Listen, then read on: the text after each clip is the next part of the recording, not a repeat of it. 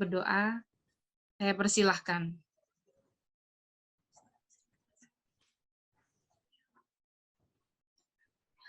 Amin. Semoga acara kita pada malam hari ini berjalan lancar, gitu ya.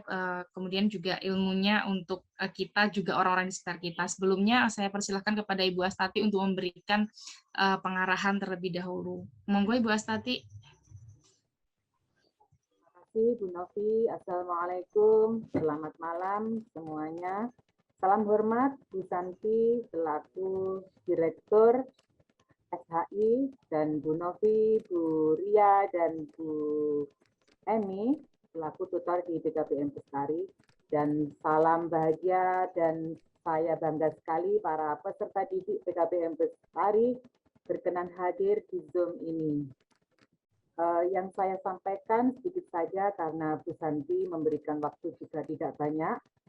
Saya mengucapkan terima kasih kepada Bu Santi berkenan memberikan pengalamannya, berkenan memberikan waktunya kepada kami peserta didik di BKBM Bestari terkait ilmu dan wawasan yang ada hubungannya dengan lingkungan, pengelolaan lingkungan, begitu. Informasi dari Bu Novi nanti akan ada rencana tindak lanjut untuk kegiatan hari ini dan itu kami sangat merasa senang karena tindak lanjut ini tentunya akan membuat peserta didik maupun orang-orang yang ingin punya kepentingan terhadap pengelolaan lingkungan akan lebih banyak tahu dan memiliki skill bagaimana cara mengelola lingkungan dengan baik sehingga kami tidak hanya tahu wawasannya tapi kami juga akan memiliki keterampilan yang nanti tentu saja SHI akan mendampingi. Saya mengucapkan terima kasih untuk kesempatan dan ilmu-ilmu yang akan diberikan. Selanjutnya kami juga insya Allah siap melakukan MOU. Kami juga menyiapkan lahan mungkin untuk kegiatan praktiknya. Kami juga menyiapkan ruangan seandainya memang diperlukan ruang belajar yang ada kaitannya dengan kolaborasi kita di bidang pengelolaan lingkungan ini, Bu Santi. Dan kami berharap juga para peserta didik di BKBM Bestari, baik nanti pendidikan kesetaraan maupun wali murid dari kelompok bermain dan TK juga ikut terlibat dalam kegiatan ini, sehingga kegiatan ini benar-benar berdampak pada peserta didik dan lingkungan sekitar, sehingga kita benar-benar sebagai lembaga pendidikan yang ikut serta membangun mewujudkan lingkungan yang sehat, lingkungan yang bersih, sehingga kita benar-benar menjadi lembaga pendidikan yang rahmatan lil alamin. Itu saja, saya sekali lagi mengucapkan terima kasih kepada Bu Santi, selamat datang di virtual Zoom BKBM Bestari. Saya juga mengucapkan terima kasih dan bangga kepada peserta didik yang hari ini berkenan hadir. Mohon dimaklumi Bu Santi, beberapa dari peserta didik kami memiliki jaringan yang tidak stabil, ada juga perangkatnya tidak support dengan kegiatan seperti ini, sehingga kami merekam kegiatan ini nanti kita upload di YouTube. Jadi tidak semuanya bisa masuk langsung, mohon Bu Santi bisa memaklumi dan tetap semangat untuk berbagi di BKBM Bestari secara virtual ini. Saya mengucapkan terima kasih kepada Bu Novi yang sudah menjembatani antara SHI dan BKBM Bestari sehingga BKBM Bestari memiliki jaringan yang bagus demi pendidikan kesetaraan yang ada di Indonesia yang dikelola oleh BKBM Bestari. Terima kasih. Assalamualaikum warahmatullahi wabarakatuh. Waalaikumsalam warahmatullahi wabarakatuh. Terima kasih Bu Astati. Nah, teman-teman, pada malam hari ini gitu ya, kenapa saya dan juga Bu Astati gitu ya kemarin akhirnya bersepakat untuk kita bisa belajar bersama-sama terkait lingkungan.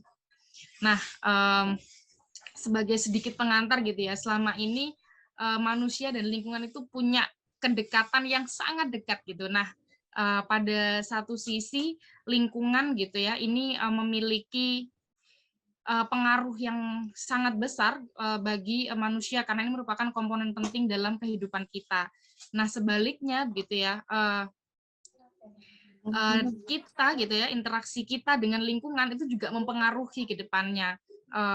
Selama ini banyak sekali interaksi-interaksi kita dengan lingkungan, dengan alam itu yang pada tataran tidak seimbang. Kita yang mendominasi sehingga muncul banyak sampah, kemudian ada banjir, kemudian belum lagi banyak bencana-bencana yang lain begitu ya. Nah, untuk malam hari ini kita tidak akan belajar terkait lingkungan itu yang besar, tapi kita akan belajar yang sederhana saja dari sekitar kita gitu ya.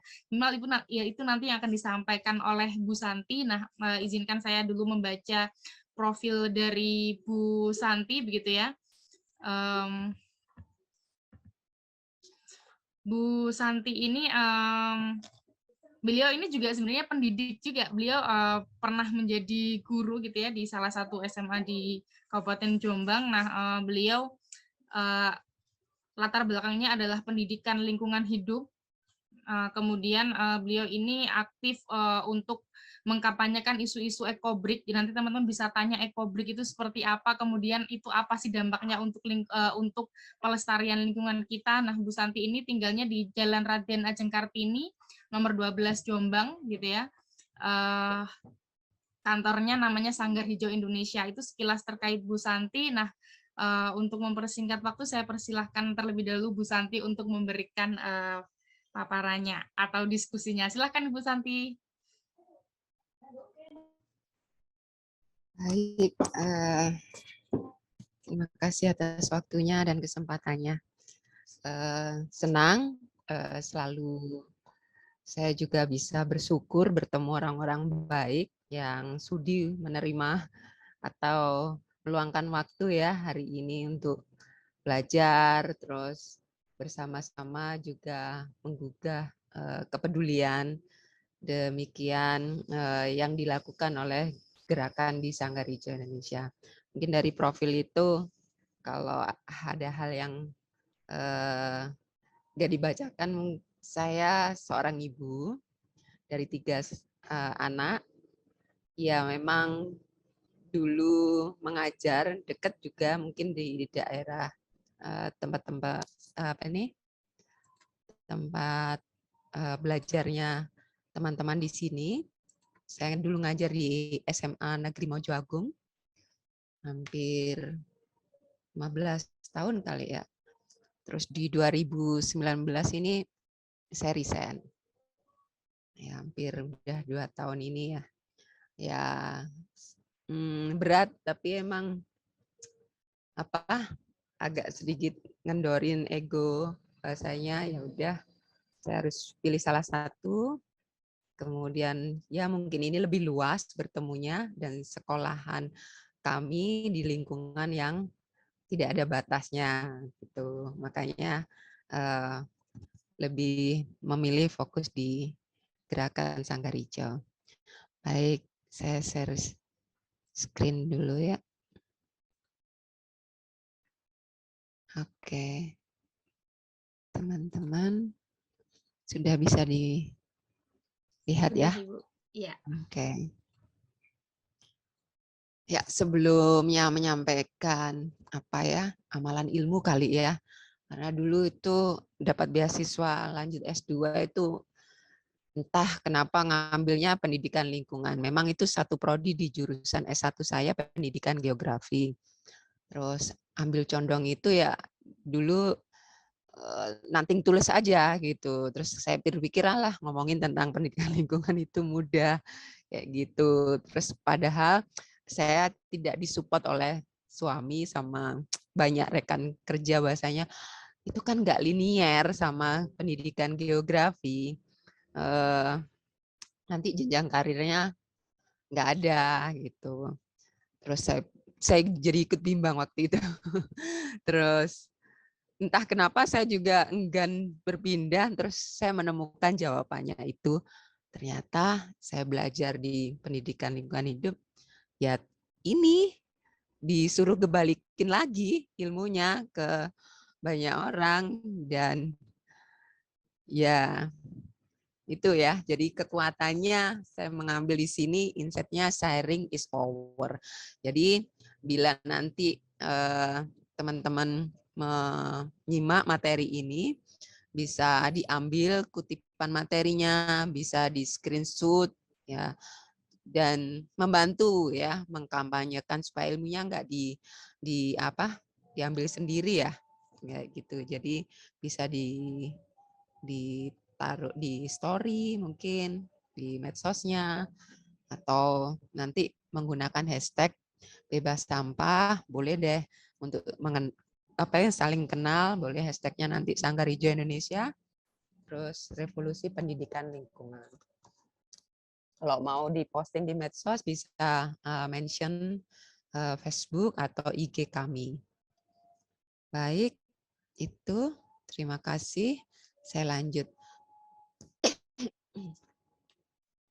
Oke, dengan judul besarnya Save the World from Home. Ya, mungkin ada sedikit milenial ya. Kalau apa itu bahasa Inggris katanya keren. Nggak apa-apa ya nanti kita juga ngikut-ngikut supaya juga nggak ketinggalan. Jadi kalau judul besarnya teman-teman menyampaikan mewujudkan lingkungan hijau yang sehat, itu bisa kita mulai dari yang kecil, sederhana, yaitu dari rumah. Yang peranannya menjadi penting juga dapat menyelamatkan dunia. Gitu. Nah, background layar ini pun saya ambil banyak di apa ya, di artikel-artikel yang membuat saya itu jadi ini hal yang serius nih gitu loh. Ternyata badai COVID yang selama ini kita rasakan, ternyata ada badai yang besar setelah itu. Dari COVID itu ternyata ada dampaknya, yaitu penurunan roda ekonomi aktivitas industri berkurang. Nah, di bawahnya itu, di belakangnya badai COVID itu ternyata juga kita rasakan kemarin ya. Mungkin aktivitas industri berkurang sehingga merosotnya roda perputaran ekonomi itu dirasakan ya dari dampak COVID-19. Nah, ternyata tantangannya nih kalau teman-teman nanti cari juga banyak judulnya bahwasanya perubahan iklim jadi ancaman besar setelah badai pandemi. Bahkan Palang Merah juga sebutkan perubahan iklim lebih bahaya daripada COVID-19. Nah, artikel ini banyak muncul bahwasanya ini itu lebih besar dan bahaya gitu. Cuma tidak disadari dan ini pun bisa kita cegah atau kita bahkan menghentikan itu tidak terjadi dengan kita doing something atau juga ikut melakukannya. Nah, kalau bahwasanya ini ancaman besar ke seluruh dunia, tapi kita merasa kecil di saat merasa sulit kalau ini ancaman dunia berarti gerakannya harus semuanya itu terlibat gitu. Maka saya mengajak teman-teman untuk ya menjaga dunia itu bisa dari rumah gitu. Nah, hashtagnya ini pesan 2022 itu sebenarnya singkatan ya, peduli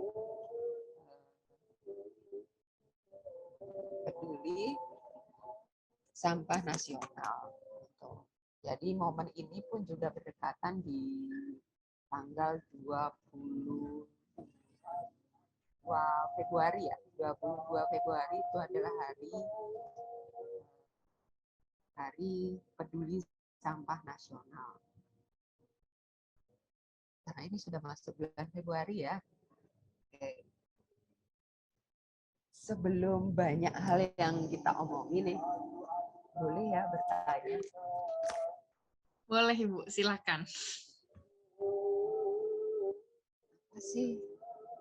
Atau apakah lingkungan kita bermasalah selama ini? Kenapa lingkungan kita bermasalah?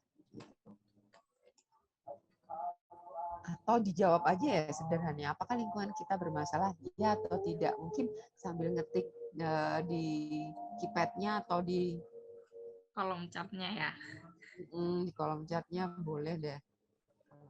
Oke, teman-teman, jadi Bu Santi menanyakan apakah lingkungan kita bermasalah menurut teman-teman gitu ya. Teman-teman bisa jawab melalui kolom chat gitu ya, atau teman-teman silahkan kasih reaksi gitu ya. Di situ ada tombol reaction gitu, silahkan diklik. Kira-kira lingkungan kita ini bermasalah nggak sih gitu?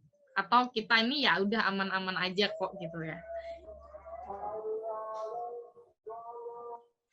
Nggak usah jauh-jauh lah, lingkungan sekitarnya teman-teman sendiri aja. Itu menurut teman-teman aman nggak sih lingkungannya?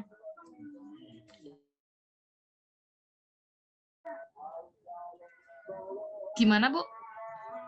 Ya, dibuat sederhana. Apakah bermasalah bisa dijawab ya atau Oke. tidak. Ya, ini ada dari Trisnawati itu bilang bermasalah, Bu, soalnya semakin banyak sampah. Plastik kan ya. Sampah plastik, benar. Kemudian ada jawab yang iya. Iya, bermasalah maksudnya. Yang lainnya?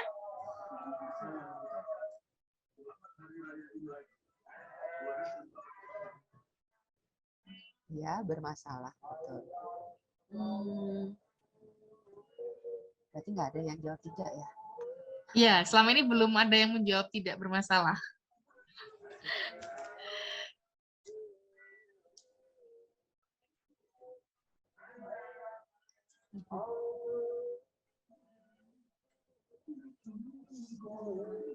Nah, pertanyaan berikutnya, apakah kita pembunuh gitu? Ih, bahasanya gitu ya, Bu Santi ya? Iya ya, selalu understood.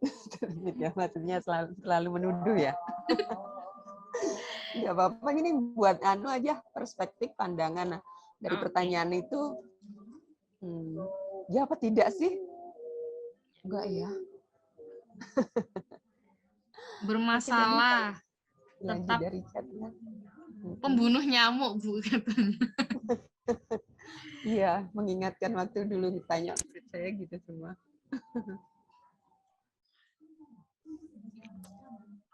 Ada yang bermasalah mungkin polusi bau kotoran kambing. Aduh. Kalau hujan-hujan gini baunya semerbak ya mungkin. Oke, kalau saya baca di chat sama bermasalah tetap sampah utama masih membuang di sungai. Iya, membunuh nyamuk. Coba kalau ini mungkin terlalu apa ya, ekstrim pertanyaannya. Nanti saya tanyakan lagi.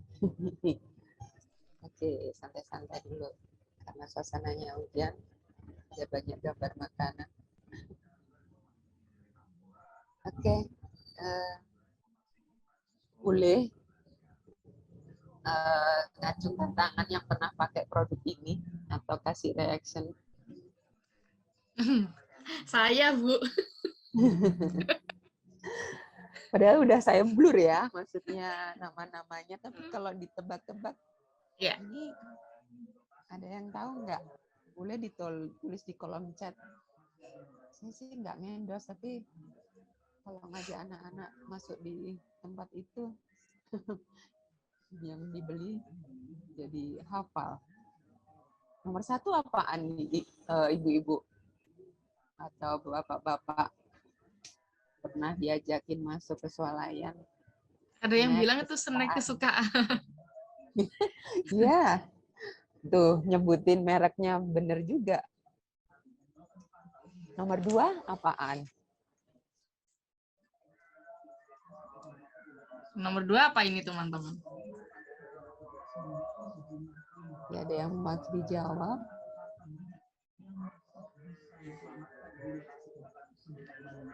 Yang jelas ini sih saya menggunakan di setiap harinya. Kaos ada mereknya udah jelas tuh mengenalinya. Ada yang tahu nomor 3? Lanjut.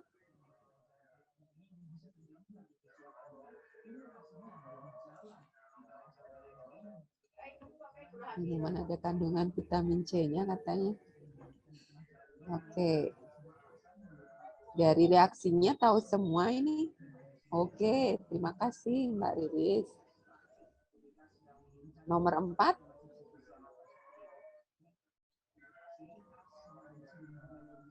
Tahu ya ini kayak makanan kebangsaan kita deh. Tahu tempe. Tahu tempe. Nomor 5, sabun apa ini? Oke, terima kasih. Nomor 6, yang tahu? Handuk. Nah, oke. 1 sampai 6 nggak ada yang salah dan sangat mudah ini pertanyaannya. Maksudnya kalian menjawabnya dengan mudah gitu. Oke, saya lanjut seterusnya. Oke. Nah, lanjut ya. Kalau di slide ini boleh ikut jawab atau juga langsung jawab kayak tadi. Nomor 1, tanaman apa? Ayo. Teman-teman bisa tulis di kolom chat dari nomor 1 sampai 6 tuh nama-namanya apa aja. Ini nanti biasanya sesi ini sih jadi krik-krik gitu loh. Sulit jawab. Coba dari 1 sampai 6 gitu ya. Kalau nggak bisa urut, mana nih yang nomor mana yang Bapak yang Ibu bisa, tahu? Gitu. Nomor 1 kayak terong katanya. Oke. Mana ada chat-chatnya? Ada di chat, Bu. Oh, ada. Bukan. Bukan. 2 kedelai. Oh, oke. Oke, ada lagi? Ini ya, sangat apa tuh? Beda nih kalau di murid saya. 5 sawit. 6 apa ini? 4 kemangi no. 3 bayam no. 3 cabai. 3 cabai. Ada yang bayam kan? Ya. Oke. 6 jeruk purut.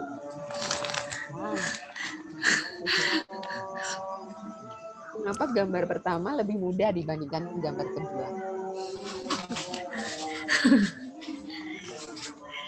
Menurut kamu apa, Novi? Apa ya, Bu ya? Kenapa peserta lebih jawab mudah ya? Ya. Masa Jadi mengenali detail nama produknya. Iya, kalau yang tadi kan setiap hari kita lihat, Bu, gitu kan. Mulai kita lihat. Nah, kalau yang ini gitu kan ya mungkin apa kedelai itu kan yang itu sebenarnya makanan-makanan pokoknya tahu dan tempe, tapi yang kita jarang lihat gitu loh. Saya aja juga nggak tahu tuh yang nomor 1 apa, 4 apa juga nggak tahu. Gitu. Iya. Kayak tadi ada yang jawab urut tuh. Oh, bukan tapi ya. Oke. Nomor 4 daun mint katanya. Oke. Jadi kenapa tadi nggak selancar di slide yang pertama? Kalau slide pertama bahkan detail nama produknya juga disebut, gitu. Dan bahkan kita sangat mengenali rasanya. Bahkan kalau mungkin dirabat sambil tutup mata gitu dirasa ini tahu bahkan mereknya. Kalian karena sangat dekat dengan itu. Nah mungkin kalau dari slide kedua apa ya, ada hal yang tidak bisa dikenalin karena adanya teori apa itu kabut peradaban. Ini sebuah teori yang dimana apa ya menjadikan dasar kadang saya merasa ketemu logikanya kenapa sih orang-orang kurang peduli pada lingkungan. Gitu. Dari teori ini saya banyak belajar. Kabut peradaban. Oke.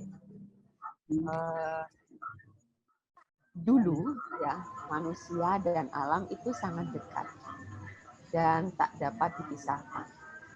Kemudian semua kebutuhan manusia, sandang, pangan, papan itu langsung didapati dari alam. Kalau membayangkan itu kayak filmnya Tarzan gitu loh ya.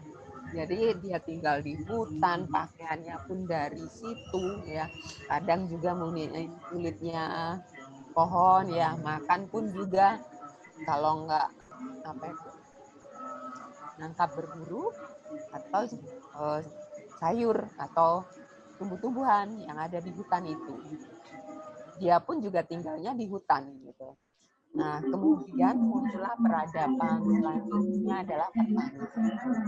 Jadi manusia makan nggak langsung dari alam di zaman apa itu munculnya peradaban pertanian itu, tapi dari hasil pertanian atau belinya ke Pak Tani. Jadi manusia dan alam mulai tuh ada jaraknya, dan hutan pun posisinya untuk membuat apa itu lahan pertanian juga harus ditebang, harus dibuka lahannya untuk membuat bidang sawah atau untuk tanam pertanian. Nah, ini yang dimaksud peradaban pertanian. Kemudian muncullah peradaban yang berikutnya, ya, kemajuan peradaban lagi, perekonomian pasar, di mana manusia mendapatkan kebutuhan dari pasar. Ya, jadi Pak Tani nggak langsung jual ke masyarakat, atau juga masyarakat juga sekarang nggak beli dalam ukuran yang sangat besar, jadi bisa kecil-kecil dan macam-macam itu di pedagang. Ya. Jadi manusia dan alam sekarang makin berjarak. Ada kabutnya pertanian atau peradaban pertanian, kemudian peradaban munculnya pasar atau perekonomian. Jadi manusia sekarang udah jarak, udah nggak dekat lagi sama alam langsung atau kontak langsung. Nah, setelah itu muncul kemajuan peradaban korporasi atau bisnis, atau Bapak Ibu melihat itu supermarket. Saat ini manusia mendapatkan kebutuhannya melalui supermarket, bahkan sudah merasakan bisa hidup asal punya uang dan ada supermarket.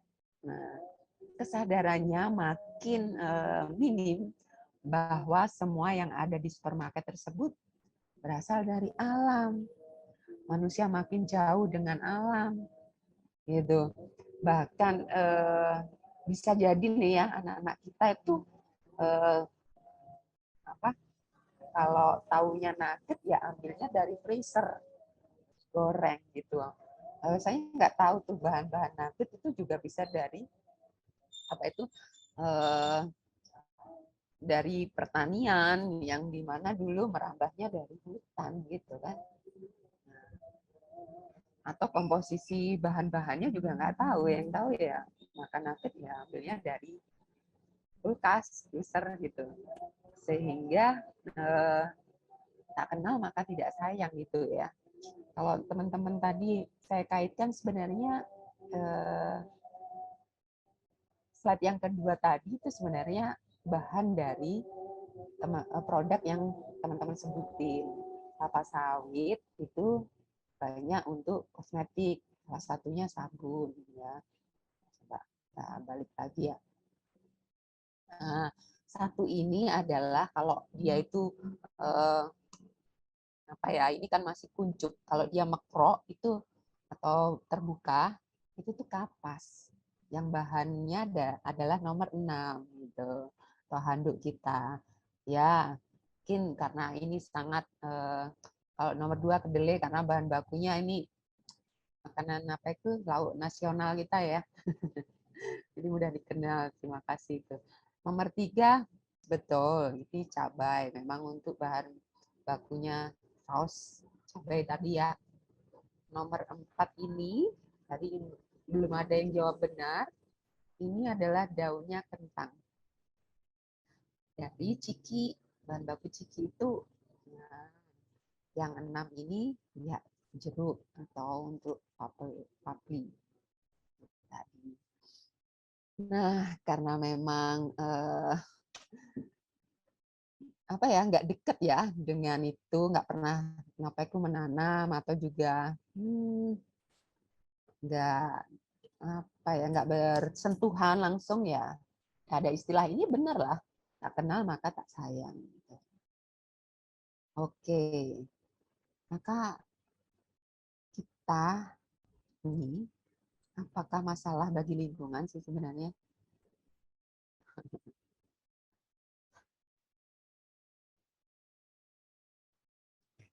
Jadi menurut kalian apa saja sih sebenarnya masalah lingkungan yang disebabkan manusia? Kalau tadi emang banyak sepakat bilang ya masalah lingkungan kita itu bermasalah. Nah, menurut kalian apa saja masalah lingkungan disebabkan manusia? Teman-teman bisa jawab, bisa tulis di kolom chat ya.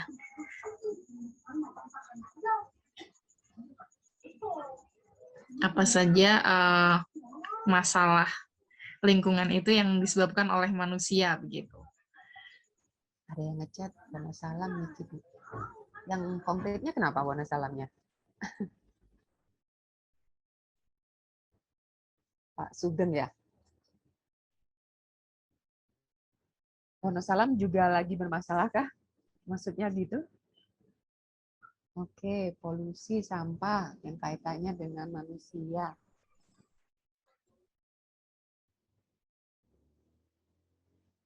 Oke.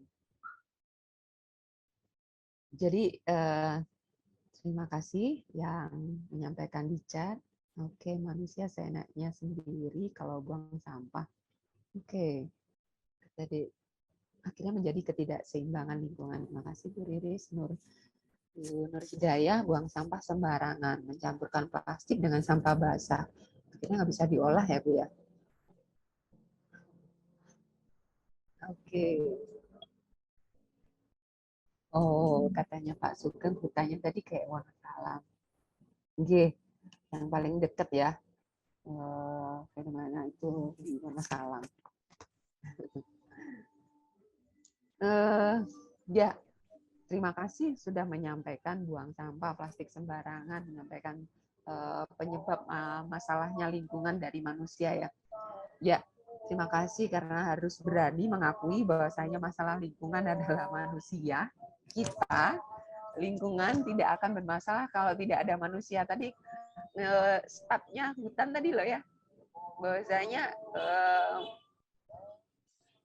fine aja loh apa itu apa kondisi alaminya hutan itu justru mulai dirambah, dikurangin apa itu luasnya itu ya awalnya ya memang manusia. Oke, lanjut. Oke. Ini banyak yang dominan ngomongin sampah ya. Memang AADS. Ada apa dengan sampah gitu. Oke. Ya. Oke. Apa itu sampah?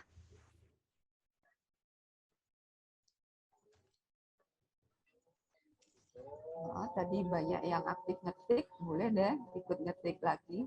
Apa itu sampah? Kalau saya kaitkan dari jawaban Bapak Ibu tadi, berarti sesuatu yang dibuang ya, sesuatu yang nggak diingini, tidak bisa mendaur ulang sampah sendiri. Oke, sehingga akhirnya menumpuk menjadi sampah. Oke, saya kaitkan jawaban itu. Ya, dari definisinya memang sampah itu apa itu ya emang yang nggak diinginkan oleh manusia atau yang tidak dibutuhkan atau yang emang dibuang, ya nggak dimanfaatkan.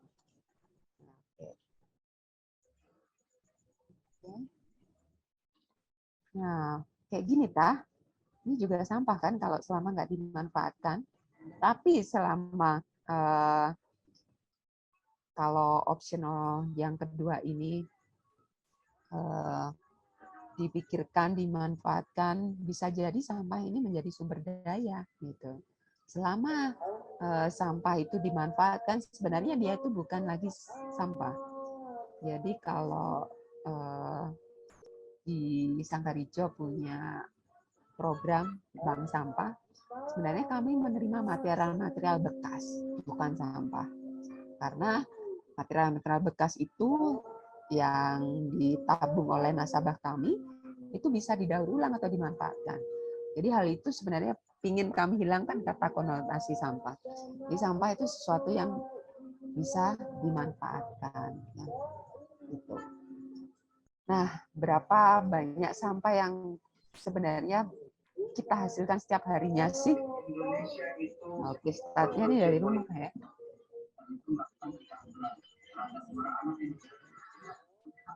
Ini nah di riset ya, rata-rata sampah per orang itu 0,5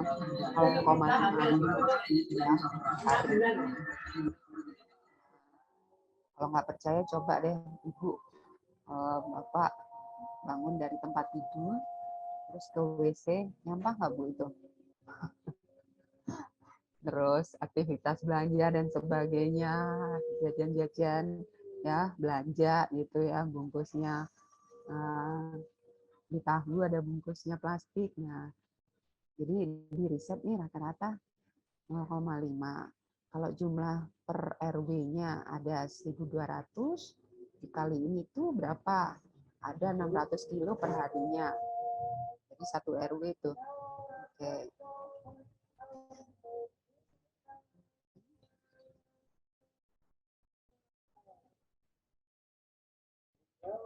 Oke. Kalau 600 kilo per hari dikalikan 1 tahun. Jadi bisa 219 ton. Wow. Satu RW dalam 1 tahun. Itu setara kayak gini. 31 gajah. Ya itu kalau dimanfaatkan. Tapi ini bau dan pasti potensi pemicu penyakit, sumber penyakit. Oke. Kemana sampah kita berakhir? Tadi banyak didominasi menjawabnya di sungai ya, atau menumpuk. Kalau di Jombang memang diangkutnya ke sini, ke TPA, atau Bapak Ibu yang ikut sistem iuran angkut, atau setiap seminggu 3 kali sehari ada yang dibawain di gerobak, dibawa ke TPS, tempat pembuangan sementara, biasanya dekat pasar, biasanya juga kalau di desa itu ada TPS 3R, nah ditaruh di situ, setelah itu diangkut pasukan kuning kalau di Jombang, nah ditaruhnya di TPA seperti ini. Nggak diapa-apain, Bu, di sana hanya ditumpuk aja. Jadi alat-alat besar itu cuma membantu memadetkan supaya nggak terjadi longsoran ekstrim besar.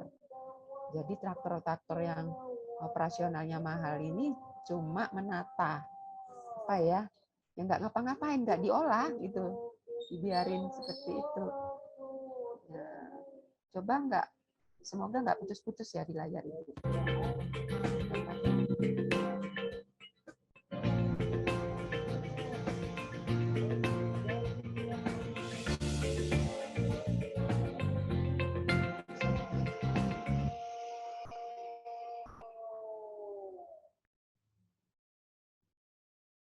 Bisa terdengar nggak suaranya? Bisa? Terdengar, Bu. Iya. Nah, itu TPA di Bekasi ya. Hampir 90% TPA di Indonesia itu kondisinya kayak gini. Jadi kalau ngerasa, sampahku aku nggak buang sampah sembarangan loh. Aku ikut pengangkutan loh. Tapi ternyata bermasalah loh di tempat lainnya. Dan ini di Bekasi ini sudah penuh, sudah bikin lahan yang baru ini, yang di sini. Kalau semoga kursor saya nyampe di sana. Jadi itu buka lahan baru untuk buang sampah baru lagi gitu di sana. Karena ini sudah overload, masuk ke sungai, dan itu bahaya untuk kota itu, makanya lahan baru. Oke. Jadi masalah yang terjadi kalau di Jakarta bisa membangun satu candi Borobudur setiap 2 hari dari tumpukan sampah. Jadi kalau setahun 185 candi Borobudur. Dan biaya pengangkutan sampah dari Jakarta 630 juta per harinya. Karena kan ada operasional, gajinya, biaya solarnya, setiap truknya itu. Wow, sumber daya ya Bu ya. Oke, saya coba untuk yang kalau di Jombang, saya coba Tentang sampah. mengenai Jombang juga. Ini yang saya maksud yang tidak Ibu-ibu. lagi Ini TPS, tempat yang dibuang, pembuangan sementara. yang segera ingin disingkirkan. Apakah kamu tahu kemana sampah Jadi kita saya dibuang? berjalan menuju ke TPA.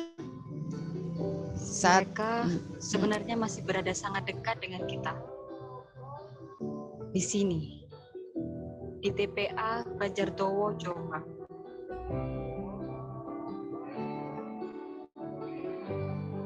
Riset merasakan aroma karsa, menghadirkan koneksi kita terhadap alam. Ziarah sampah adalah perjalanan edukasi yang telah kami lakukan untuk membuka mata mengenai kemana dan bagaimana sampah Indonesia berakhir. Iya, itu kisah setahun yang lalu Bu ya. Kita jalan-jalan, kalau ada ziarah ke makam gitu, kami coba ngetuk teman-teman itu ziarahnya ke tumpukan sampah ya, akumulasi dari pembuangan sampah yang ada di Jombang. Ternyata iya, dari bau yang di sana saya sempat merasakan pusing karena sangat menyengat, terus dan kita juga harus pakai masker itu sampai sep-sep gitu loh. Tapi saya berusaha stay cool dan tetap harus ngejelasin ke teman-teman komunitas waktu itu. Jadi kayak gitu Bu, ditumpuk-tumpuk nggak diapa-apain, nggak diolah gitu. Terus kondisinya kalau ada sampah baru datang, jadi sampah yang lama itu digali Bu, dimasukin ke situ, ditumpuk lagi nanti dengan sampah yang lama. Begitu seterusnya nanti gali, kalau sudah penuh sampai di lahan yang terakhir, balik lagi di galian yang pertama. Digali lagi sampah yang lama, masukkan sampah yang baru terus. Seperti kayak itu. Jadi kayak ngerasa selama ini kalau memang membuang sampah di tempatnya ternyata ini juga belum cukup gitu loh. Kita harus ikut bagaimana juga menyelamatkan masa depan gitu. Oke.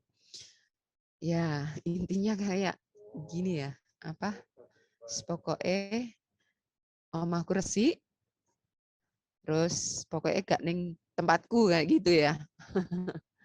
Yang penting bukan di tempat gue gitu kalau Mimi bilang. Tadi kalau ada ibu-ibu yang menyampaikan bahwasanya sungai nih bagian tempat pembuangan sampah atau solusi. Ini riset teman kami Bu, di Sungai Citarum. Seminggu dia ngeriset sampah jenis apa aja tuh yang dibuangin. Termasuk salah satunya mayat manusia. Jadi selama seminggu dia menemukan 2 mayat potongan. Sampaikan ke petugas polisi terdekat karena memang nggak ada warga yang merasa kehilangan. Udah akhirnya nggak diurus itu sisa-sisa potongannya. Jadi buang ke sungai itu memprihatinkan. Kalau di Jombang,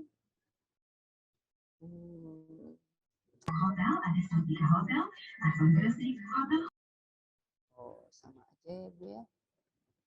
Saya foto ini juga di daerah Jombang.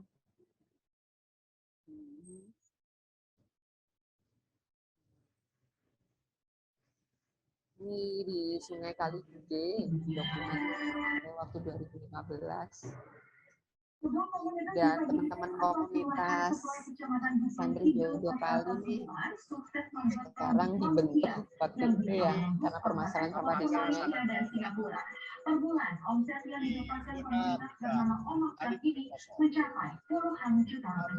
Kalau video ini mungkin hampir sepanjang setengah kilometer.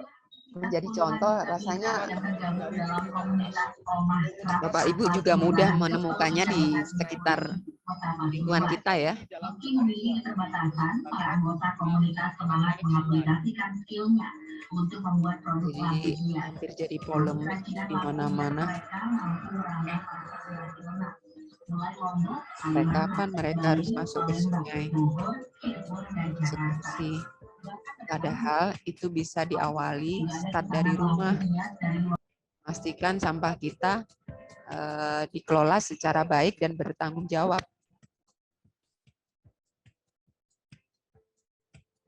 Oke.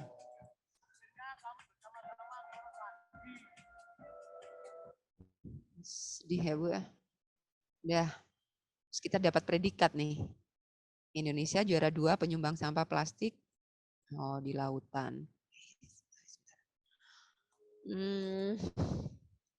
Prestasi yang menampar ya.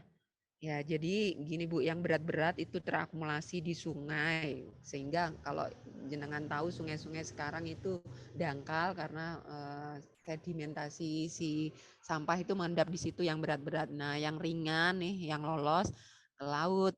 Nah, setiap tahunnya itu nanti bisa dilihat. Oh iya, setiap lautnya ini ya jejak kita ya. Ada meme-nya nih. Di situ kadang saya merasa sedih. Banyak sembarangan. Jadi semakin optimis ya Bu ya. Kalau pertanyaan ini disampaikan kembali. Apakah lingkungan kita bermasalah? Ya benar. Terus apakah kita pembunuh? Masih mau ragu nggak Bu yang kalau yang saya maksud ini nyindirnya membunuh nyamuk? Oke, saya lebih konkretkan lagi nih. Ini burung albatros, Bu. Burungnya banyak ditemukan di pulau atol Pasifik. Nanti nyari-nyari aja Bu. Sekarang di YouTube banyak burung albatros punah, gitu aja. Banyak itu kisahnya. Jadi seorang sutradara terkenal juga, dia itu meriset selama 7 tahun bolak-balik ke pulauan itu nggak dihuni manusia Bu. Jadi hewan di sana itu mulai punah karena banyak yang mati seperti kondisinya ini. Jadi perutnya banyak ditemukan sampah-sampah plastik. Jadi induknya itu Bu nyari di laut. Jadi kalau ngambang warnanya cerah-cerah itu kan banyak ngapung plastik tuh. Jadi sampah plastik kita itu udah sampai di Pasifik Bu. Karena udah bersentuhan dengan ganggang terus apa ini. Jadi aromanya secara inting itu plastik itu akhirnya kayak makanan Bu, disambar terus diloloin ke anaknya. Anaknya besar-besar akhirnya di lambung terakumulasilah plastik-plastik itu. Dan pun terurainya, lihat plastiknya masih utuh. Ini foto yang paling fenomenal dan mendapat sorotan dunia gitu. Nah, akhirnya menjadi kampanye orang pergi kemana-mana untuk menyampaikan itu. Oke, di Amerika Serikat tahun ini sudah menemukan jumlah sampah plastik banyak ditemukan di lambung ikan. Ya, perbandingannya mencapai 9,2. Jadi kalau ikan ini dijaring, ya kemungkinan paling banyak di lambungnya itu ditemukan cuilan-cuilan plastik. Oke, paus terbunuh karena makan plastik kisahnya ini. Terus kalau di ini mana? Kebun binatang Surabaya pernah ini terbunuh karena memakan plastik sekitar 10 kilo ada di lambungnya ditemukan. Biasanya nih kisah ini hewan-hewan ini banyak terbunuh rata-ratanya 1 juta per tahunnya mati karena sampah. Oke, yang terjadi tumpukan di TPA pernah menjadi bencana nasional bertepatan di 21 Februari 2005 itu sekitar 167 rumah dan 143 orang meninggal dunia tertimbun di sampah. Jadi tumpukan tadi yang Bapak Ibu lihat di TPA itu, ini pas kronologisnya hujan selama 3 hari kalau nggak salah terus-terusan sehingga volume sampah yang di atas itu jadi berat, terus gas metannya atau suhu panas yang ada di dalamnya itu memicu ledakan. Jadi kalau Bapak Ibu tahu sampah ditaruh di kresek, misalnya makanan basi, taruh aja 3 hari gitu kan, kreseknya disentuh anget. Nah, itu sulit terurai, terperangkap kayak gitu, Bu. Jadi tadi yang sulit diolah tadi. Nah, itu bikin longsoran besar sampai menimbun segitu dan meninggal. Akhirnya kalau udah mati atau terjadi bencana, ya mari peduli kan gitu. Ini kan bikin sedih ya kalau setelah orang meninggal, jadi kita langsung jadi kayak greget ya. Jadi kayak mestinya bisa dicegah gitu loh, nggak nunggu kematian gitu. Makanya pertanyaan tadi itu sebenarnya kaitannya bukti itu sudah terjadi gitu. Oke. Nah, kalau kaitannya tadi sama pemanasan global atau tadi badai yang besar setelah COVID itu memang diprediksikan 2050 bahasanya kondisi yang mengerikan ini bisa terjadi kalau semua orang itu nggak peduli atau yang nggak berusaha ikut mengolah sampahnya yang dihasilkan dari rumah. Jadi kayak jadi tumpukan sampah itu ternyata bisa mempengaruhi perubahan iklim gitu. Ini skemanya kalau mensederhanakan, kok iso sih? Apa hubungannya gitu ya. Jadi dibuang, numpuk gas metannya itu yang mengeluarkan CO2. Nah, efek rumah kaca itu jadi gini Bu, udara kita itu tuh kan banyak lapisan di mana itu melindungi bumi itu tetap hangat. Atau sinar matahari itu nggak langsung ngenain ke ke permukaan atau ke ke kondisi lingkungan kita. Jadi sehingga kita itu bisa beraktivitas, nggak terlalu ekstrim panas. Nah, tanda-tanda perubahan iklim jenengan bisa merasakan kadangkala kita merasain suhu yang sangat panas. Terus juga hujan. Hujan itu seharusnya musim hujan, tapi kadangkala kemarin-kemarin sudah masuk musim penghujan tapi terasa panas kayak gitu. Nah, itu sebenarnya juga menjadi bagian bahasanya lapisan ozon kita mulai menipis. Tuh. Pertanyaannya besar ya. Apakah kita mau berubah gitu? Dan saya senang sekali ini menjadi media bersama gitu karena saya sendiri Sanggarija juga nggak akan bisa menghasilkan sesuatu yang baik di perubahan lingkungan kalau tidak semuanya gitu. Nggak adil karena bahasanya kita itu menjadi bagian dari masalah lingkungan itu. Maka kalau kita mulai bertanggung jawab dari rumah, sampahku tanggung jawabku, nah sampahmu juga tanggung jawabmu kan gitu. Oke, sederhananya gini Bu, pengolahan sampah pola lama dan baru ya. Kalau yang lama itu yang terjadi mungkin kondisinya itu linier. Jadi sumber daya alam diproduksi, kalau pertanian hasilkan menjadi pangan, kalau produksi langsung kita konsumsi, sisanya menjadi sampah. Kalau dari hasil pangan yang enggak dimanfaatkan atau yang di-reject, itu bisa jadi sampah makanan. Nah, ada memang didaur ulang. Ada juga yang tidak dikelola. 70%-nya Bu masuk ke tempat pembuangan sampah. Jadi tidak berkelanjutan, masyarakat tukang nyampah, potensi yang sia-sia, terus sumber daya ini menjadi masalah baru gitu. Nah, sekarang lupakan pola lama. Oke, pola lama ini seperti ini Bu, kumpul, angkut, terus buang. Nah, kumpul, angkut, buang. Nah, ini sebenarnya tidak menyelesaikan masalah baru, namun hanya memindahkan masalah dan menciptakan masalah yang baru. Mungkin kalau merasa oke, fine, sudah diangkut bersih, nah mari kita ciptakan lingkungan yang hijau tadi, yang juga menimbulkan sehat, dimulai dari rumah atau di tempat di sekolahan Bapak Ibu nanti. Gitu. Kami mempunyai Menurut data program tahun bahasanya 2020, di Indonesia ada 185.753 dengan ton masalah per hari sampah sampah dihasilkan. yang ada di Sekitar TPA ya. 70%-nya dibuang ke TPA. Penduduk Kabupaten Jombang setiap harinya menghasilkan 540 ton sampah. Tetapi yang diangkut masih 120 ton per harinya. Nah, bagaimana sampah yang tidak terlayani dalam pengangkutan? 7,5% sampah dikompos dan didaur ulang, 10% dikubur, 5% dibakar, dan 8,5% sampah dibuang sembarangan.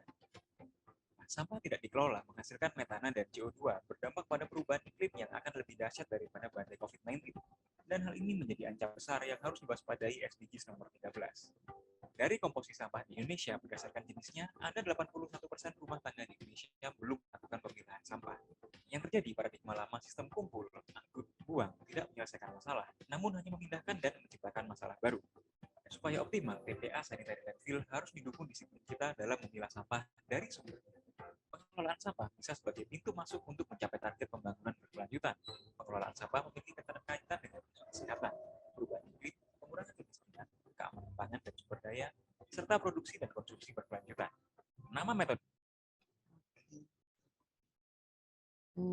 Saya potong ya Bu, tadi bahwasanya sama polemik global bahwasanya iya sampah yang ada di Jombang kalau tadi sampaikan setiap harinya di Jombang itu menghasilkan 540 ton sampah. Tetapi yang diangkut masih 120 ton per harinya. Ini data ya Bu ya.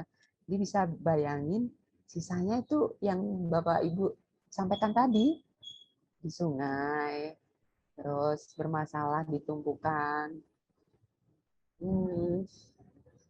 Jadi tidak di posisi yang menurutnya aman, tapi ternyata ini juga harus menjadi andil kita bersama bahasanya mulai yuk, jangan terlalu banyak diangkut, yuk kita pilah, kita olah gitu, karena ini menjadi tanggung jawab kita juga. Gitu. menurut data. Nah,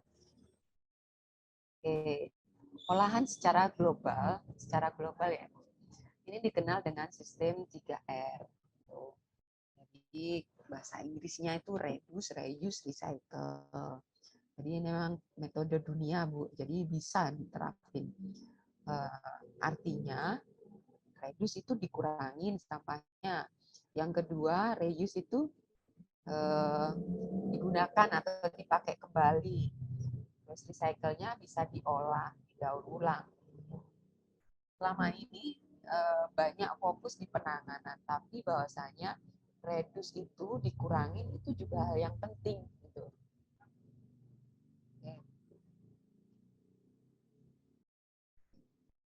Jadi ini nggak boleh diolak-alik ya Bu. Maksudnya reduce itu di posisi yang pertama itu yang paling banyak mestinya bisa kita lakuin, dikurangin.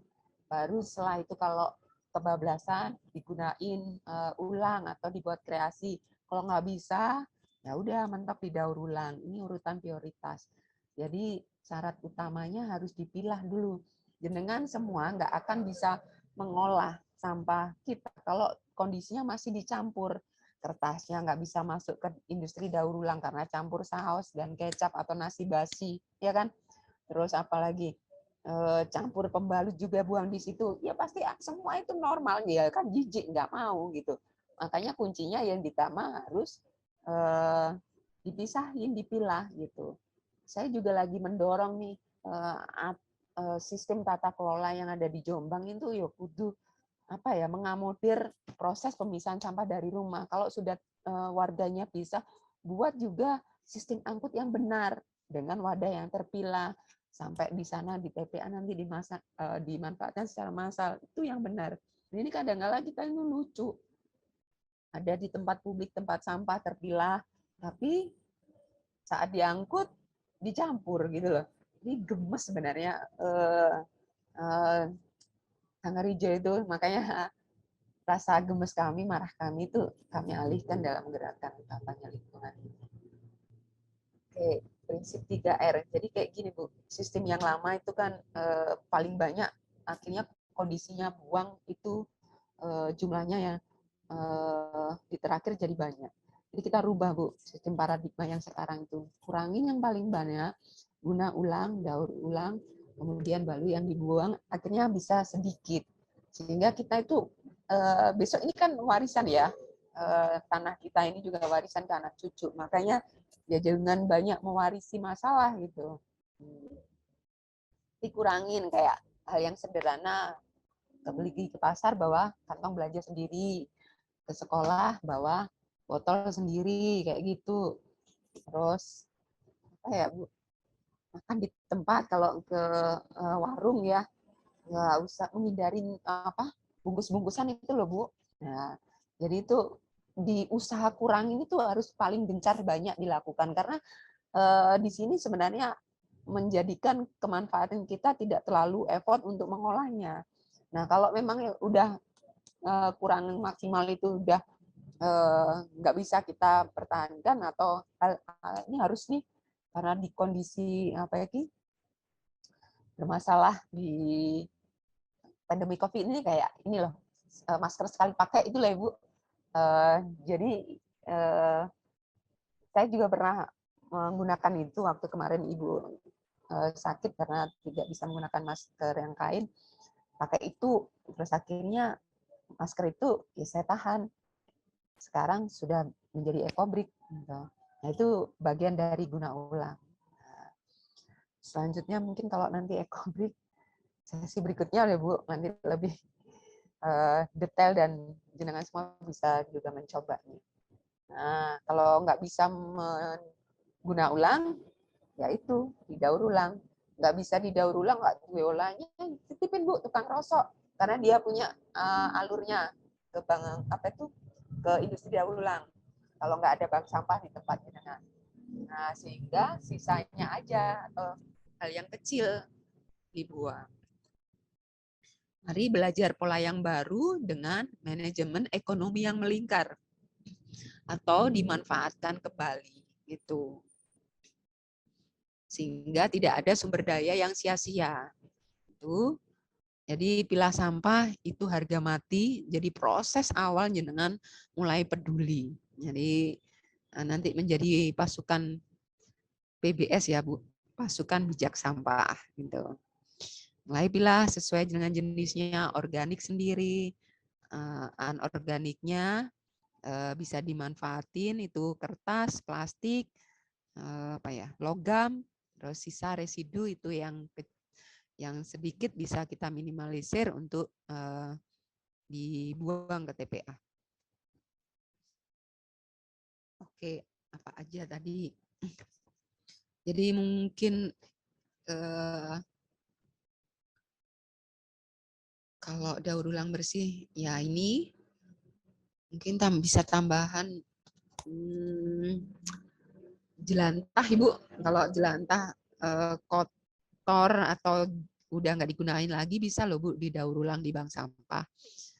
Terus kalau jenengan amati ini residu yang kotor, nah sebenarnya kalau jenengan ikut mengurangi di posisi pertama, misalnya pembalutnya pakai kain, akhirnya residu ini juga akan semakin dikit loh Bu. Apa nih, sampah popok, anaknya pakai klodi atau popok kain, akhirnya nggak membuang sampah ini gitu. Jadi kuncinya atau potensi bijak lola sampah yang paling besar di reduce atau pengurangan atau mencegah sampah itu terjadi. Oke, ini pengelompokan alurnya. Mungkin belum saya edit karena kemarin juga pemberdayaan di Kaliwungu. Kalau sekarang kardus, kaca, logam jangan dibuang atau diangkut masuk ke bank sampah kami kayak gitu. Oke, yang organiknya bisa di lahan kebun kalau memang tempat Bapak Ibu masih luas, sangat bagus jadi kompos gitu, karena bisa menjadi media tanam gitu. Macam-macam nanti caranya. Nah, ini composting kalau skala sekolahan. Terus ini upcycle atau kreasi pemanfaatan itu berarti di reuse ya Bu. Nah, bank sampahnya masuk ke recycle. Jadi 3R dikelola tadi tahap-tahapannya itu menjadi bagian dari kita bijak kelola sampah. Yang paling penting, kurangi sisa makanan karena ini bagian dari sumber daya pertanian yang nggak instan, di mana juga masalah nih kalau banyak timbulan sampah ini, terus kemasan sekali pakai dihindarin.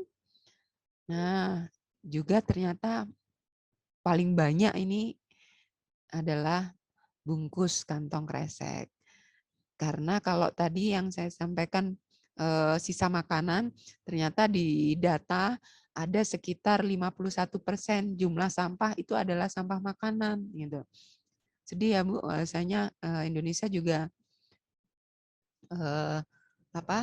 kelompok fakir miskin atau orang yang berkekurangan itu juga banyak, tapi ternyata 51%-nya adalah sampah makanan yang disia-siain gitu. Oke. Terus sampah kemasan tadi bahwasanya ini bisa kita hindarin kalau bawa wadah sendiri untuk mengurangi atau mencegah. Jenengan tahu kresek, sedotan, styrofoam itu tuh nggak laku di tukang rosok. Kadang-kadang nggak mau nerima kalau jenengan jual gitu, karena nilainya itu rendah sehingga itu orang enggan terus menghargai itu. Teknologi daur ulangnya itu Bu, besar gitu loh biayanya, nggak sebanding dengan hasilnya sehingga orang enggan untuk mendaur ulang ini. Oke. Mungkin itu menjadi bagian pesan bahasanya ya lingkungan kita ini gak melok duwe ya. Ini buat warisan nenek moyang kita. Ini bukanlah warisan nenek moyang, jadi harus dikembalikan dalam keadaan yang baik. Nah, jadi nanti harapannya melakukan sesuatu yang baik dan bermanfaat, lakukan sungguh-sungguh dengan riang gembira, dan juga bisa setiap saat, dan harapannya continue terus-menerus, dimulai dari hal yang kecil dan sepele, tadi memilah sampah dari rumah. Karena jika dilakukan oleh jumlah anggota yang sangat besar, maka hasilnya juga akan dahsyat. Nah, terima kasih. Semoga bermanfaat dan bisa kita amalkan bersama untuk menjadi bagian ibadah. Saya kembalikan ke Novi. Iya, terima kasih Bu Santi. Banyak sekali paparan yang disampaikan Bu Santi. Gitu ya. Kalau selama ini kita berpikir kita mungkin terpikir mau jadi pahlawan atau apa-apa. Sebenarnya paling utama coba aja jadi pahlawan dari rumah gitu ya, yang menjaga dunia itu tidak yang harus ikut berperang atau seperti apa, tapi menjaga aja lingkungan kita ini, memastikan bahwa sampah-sampah kita terpilah gitu ya. Dari hari ini kita belajar. Saya tadi sebenarnya ketika Bu Santi mencoba memaparkan, saya tadi sempat ngitung lama itu yang ketika di satu RW itu 219 ton gitu ya, itu satu RW. Saya bayangin yang di satu desa saya itu 6 RW dengan penduduknya 13.000 sekian. Itu satu desa, kayaknya sudah bisa bikin apa gitu ya sampahnya dari satu desa. Nah, teman-teman, ini sebenarnya banyak diskusi di chat Bu, teman-teman, dari yang Bu Santi sampaikan tadi banyak sekali chatnya gitu ya, yang mulai tadi ada yang berpikir kalau ada yang bilang bungkus kopi ada yang dipakai, dimanfaatkan daur ulang, tadi ada yang menyampaikan seperti itu di chat. Nah, teman-teman, ini mumpung kita ketemu dengan Bu Santi gitu ya, teman-teman bisa menanyakan terkait hal-hal yang ada di lingkungan kita gitu, bagaimana kita bisa ikut berkontribusi, karena lingkungan ini tidak hanya ditinggalin sama Bu Santi aja, tidak hanya ditinggalin sama Bu Astati saja atau keluarga kita saja, tapi ditinggalin oleh kita semua gitu kan. Maka tanggung jawab menjaganya adalah kita bersama-sama begitu. Nah, saya persilakan teman-teman, Bapak Ibu tutor juga boleh gitu, karena ini ilmu yang kita sama-sama harus tahu gitu. Saya persilakan untuk menyampaikan pertanyaannya secara langsung. Monggo, silahkan, saya persilahkan. Jadi biar diskusinya rame tidak hanya di chat, boleh disampaikan secara langsung.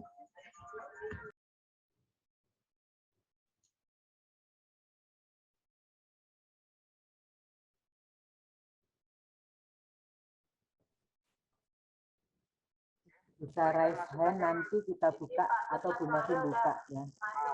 Buka mikrofonnya.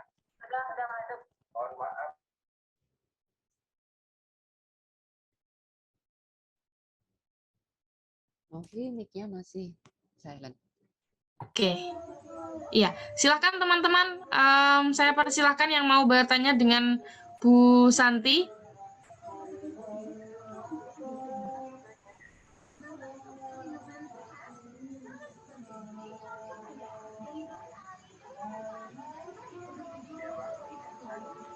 Oke, teman-teman bisa ya silakan Bu Ria, silakan.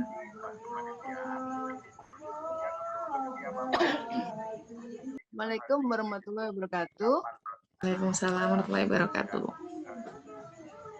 Ibu, saya nggak buka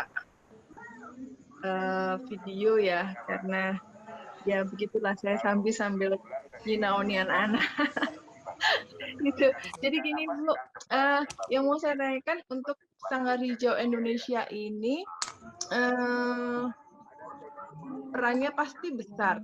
Yang saya tanyakan, apakah ada program khusus untuk pengelolaan sampah rumah tangga gitu Bu. Jadi maksud saya gini, setelah diskusi ini bisa nggak kita melakukan sesuatu yang sifatnya real ya, dari hal yang kecil aja, kira-kira apa? Karena tadi kami diskusi juga di chat gitu ya, membahas tentang kompos gitu ya Bu, dari pengelolaan sampah rumah tangga, sayur, buah, gitu, terus dari kulit telur, gitu-gitu itu bisa nggak itu dimanfaatkan? Maksud saya, jadi ini nggak hanya sekedar diskusi saja gitu loh, tapi memang ada penghijauan tahan itu aplikasi lah. Jadi teraplikasi dengan secara kita bisa lakukan gitu loh. Bisa nggak sih Bu kayak gitu? Sanggar Hijau ada nggak program seperti itu? Gitu. Itu aja yang saya tanyakan. Terima kasih. Assalamualaikum warahmatullahi wabarakatuh. Waalaikumsalam. Terima kasih Bu Ria. Silakan Bu Santi ditanggapi terlebih dahulu. Ya Bu, senang juga punya harapan baik sebenarnya ada implementasi atau ditindaklanjuti. Saya juga waktu diminta Novi juga sekali aja aku cerita apa ya, banyak sekali ngomongin lingkungan ini. Emang nanti ada sesi selanjutnya enggak? Saya juga berharap emang dia agak basa-basi gitu. Tapi ternyata ada harapan itu ya. Saya juga termasuk bisa menjadi jenengan semua menjadi membantu syiar ini juga.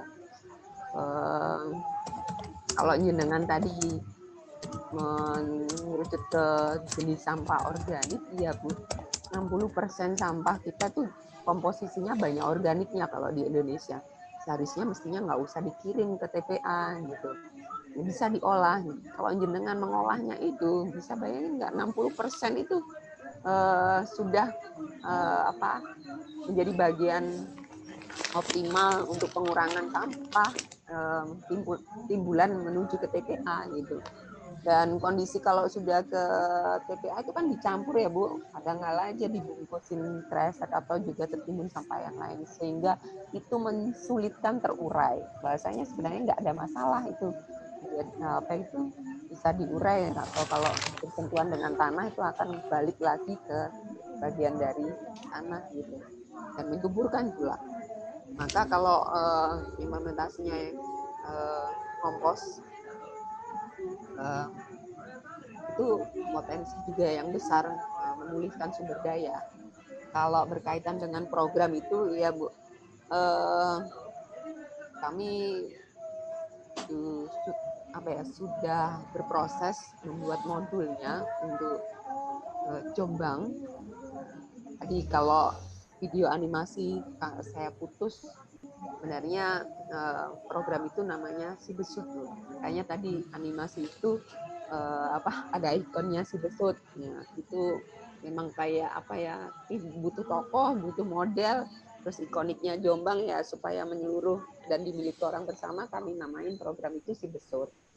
Besut sendiri itu sebenarnya singkatan. Saya paksa aja Bu, singkatan untuk ke arah kepedulian, sehingga nanti muncullah budaya mencintai bumi, budaya mencintai lingkungan gitu. Nah, Besutnya, C-nya itu siap memilah sampah dari rumah. Terus B-nya, kata dari Besutnya itu bank sampah. E-nya nanti ekobrik, itu solusi plastik-plastik fleksibel yang tidak laku. Terus food-nya itu kompos untuk tanaman. Jadi itu yang akan menjadi program kami sementara di pilot project 2 desa. Ya kami juga perlu rasa percaya banyak orang dan itu keberhasilan, makanya kami terapkan dulu di 2 desa. Kemudian kalau sekolahan ini ingin mengadopsi kurikulum Si Besut, ini juga menjadi bagian sambutan yang baik sekali untuk kami, sehingga kami juga bisa ceritakan ke banyak orang, ke Pemda, ada bahasanya ini mudah diaplikasikan, jadi bisa menjawab tantangan dari permasalahan sampah. Itu sih Bu kalau programnya kami. Bu Santi, kira-kira gitu ya, misalnya ketika teman-teman ini, ya saya sih sepakat tadi yang disampaikan Bu Ria bahwa kita kan tidak bisa selesai dengan hanya diskusi, apalagi di ruang yang sempit ini begitu ya. Artinya kan kita butuh yang kalau tadi Bu Santi sudah paparkan banyak hal yang bisa kita lakukan. Nah, kira-kira kita bisa nggak Bu bertemu untuk ya entah misalnya kita belajar ecobricnya atau kita belajar pengomposan gitu ya, karena ini mungkin sebenarnya orang itu kita bisa mudah cari informasi ini di YouTube, tapi kalau kita tidak bisa ketemu langsung gitu ya, yang ini harus seperti ini, komposisinya seperti ini, itu ya susah juga gitu. Nah, kira-kira bisa tidak Bu ya kita kapan gitu bersama dengan teman-teman peserta didik untuk kita ngompos bareng atau apa gitu, menggunakan lahannya Bestari gitu. Kira-kira mungkin bisa nggak Bu? Ya, memungkinkan sekali lah. Ini kan juga kerja-kerja untuk lingkungan kita, untuk Jombang sendiri. Dengan semua ini,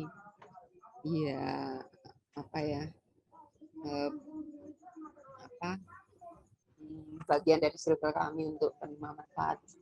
Ya itu bisa gitu. Monggo diagendakan, karena saya juga pandemi ini juga menyampaikan secara online itu juga gemes. Saya sering sekali workshop ecobrick secara online itu akhirnya nggak bisa melihat teman-teman prakteknya langsung membuatnya. Kami pernah diminta juga mengisi workshop di sekolah internasional di Jakarta karena gerakan kepedulian. Akhirnya dia menggerakkan seluruh siswanya membuat ecobrick untuk didonasikan ke kami. Itu tantangannya jadi ngelihat kiriman ecobricknya nggak maksimal gitu, nggak sesuai dengan prinsip kami tuh banyak gitu. Aduh, jadi gemes. Nah, tatap muka juga kami juga dekat, nggak jauh. Ya, kenapa nggak bisa diagendakan? Oke. Teman-teman yang lain silakan raise hand untuk yang mau bertanya, atau jika ada kendala bisa tuliskan pertanyaannya di kolom chat gitu. Sebenarnya kalau secara sederhana gitu, malam ini mungkin kita hanya ngomongin sampah, tapi ternyata sebenarnya banyak yang kita hari ini kita pelajari gitu ya, tidak hanya pada sampahnya, tapi juga bagaimana tanggung jawab kita untuk menjaga bagaimana perubahan iklim itu sebenarnya salah satu pelaku utamanya adalah kita-kita ini gitu loh, yang dulu bagaimana alam itu dekat dengan kita, kemudian kita sendiri yang memilih jauh dengan alam, sudah milih jauh merusak lagi gitu kan. Jadi pelakunya nggak hanya bunuhnya, itu bunuh banyak hal gitu yang kalau saya ngambil dari Bu Santi. Katanya Bu Riris, upaya mengubah pola pikir masyarakat kita tentang tata kelola sampah juga merupakan PR besar. Iya, Bu. Jadi itu tadi dimulai yang dari kecil, lingkup pendidikan itu juga apa ya, wadah yang paling potensial juga. Karena anak-anak juga mudah sebenarnya kalau diarahin, dan mereka juga calon orang yang hidup di masyarakat. Ya, sampai gemes juga iri sama teman-teman yang di sini udah kayak mendirikan sekolahan, sekarang juga mau ngambil bagian kurikulum ke lingkungan. Nah, itu yang saya rasa bisa menjawab tantangan permasalahan. Saya masa cita-cita nih mau bikin sekolah alam. Oke. Nah, teman-teman, ini masih ada 8 menit gitu ya sebelum kita mengakhiri sesi belajar kita malam hari ini. Masih adakah yang ingin menyampaikan keluh kesahnya?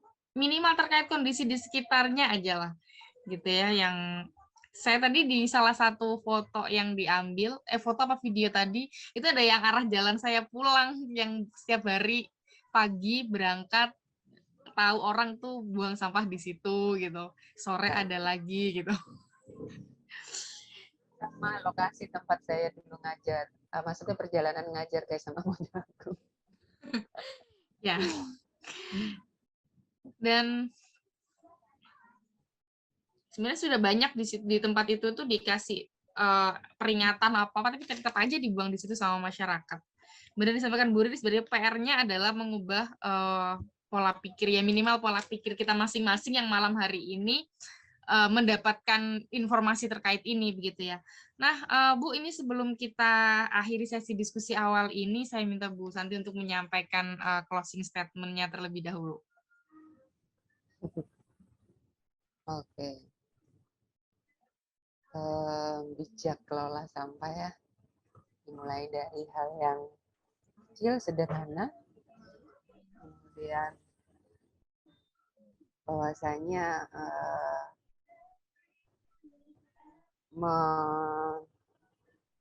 menyambungkan ya, pengolahan sampah itu terintegrasi dari hulu ke hilir, dari sumber ke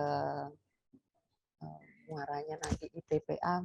Ini adalah bagian dari gerakan yang harus dilakukan secara bersama-sama sehingga perubahan baik menjadi bagian dari ibadah kita, dan tentunya untuk kebaikan sesama dan lingkungan. Oke, terima kasih Bu Santi, terima kasih teman-teman semuanya yang sudah berkenan untuk setidaknya ikut berkontribusi meskipun masih 0, sekian persen, minimal tahu ilmunya dulu, baru setelah itu kita bareng-bareng action begitu ya.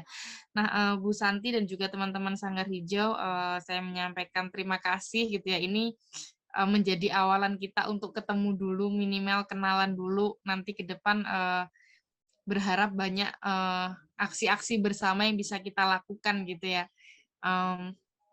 Nah, saya ingin menutup diskusi kita pada malam hari ini dengan mengutip tadi yang disampaikan Bu Santi, bahwa lingkungan tempat tinggal kita saat ini adalah warisan gitu ya, yang artinya nanti akan ada generasi setelah kita yang menggunakannya gitu ya. Nah, artinya warisan ini jangan sampai nanti generasi kesekian kita ini ternyata hanya menikmati sampah-sampah kita saja gitu. Jadi teman-teman bisa mulai melakukan tadi yang disampaikan Bu Santi, mulai dari rumah, minimal sediakan 2 tempat yang berbeda saja, yang ini bisa didaur ulang dan ini tidak gitu ya. Kemudian juga ketika belanja, nggak usah pakai kresek lah, bawa tas dari rumah gitu kan. Kemudian kalau misalnya mau beli makanan, bawa tempat makan sendiri, itu yang mungkin bisa dilakukan. Nah, itu menjadi hal-hal sederhana yang bisa dilakukan teman-teman sebelum kita bisa praktek kompos lah, kita bisa praktek ekobrik gitu ya. Nah, terima kasih teman-teman, semoga belajar kita malam hari ini manfaat untuk kita tidak hanya di dunia tapi juga di akhirat nanti gitu ya. yang paling penting jangan sampai ilmu pada malam hari ini berhenti di teman-teman sendiri gitu ya. Ini harus disampaikan ke keluarga kita, ke tetangga kita gitu ya, atau tulis yang hari ini kita dapat di sosial media teman-teman. Minimal akan semakin banyak orang yang membaca, semakin banyak orang yang tahu. Terima kasih teman-teman. Mohon maaf jika dalam memandu jalannya acara malam hari ini banyak salah kata. Ngapunten ingkang kathah gitu ya. Mohon maaf yang setulus-tulusnya. Terima kasih. Selamat malam dan wassalamualaikum warahmatullahi wabarakatuh.